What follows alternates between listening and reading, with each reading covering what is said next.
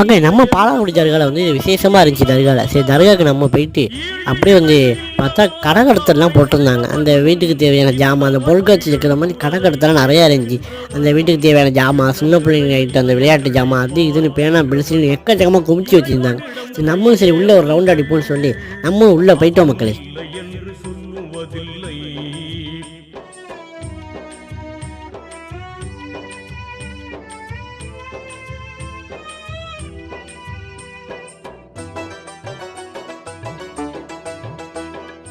ஆசையுடன் கேட்பவர்க்கு அள்ளி தருபவன் அல்லல் துன்பம்.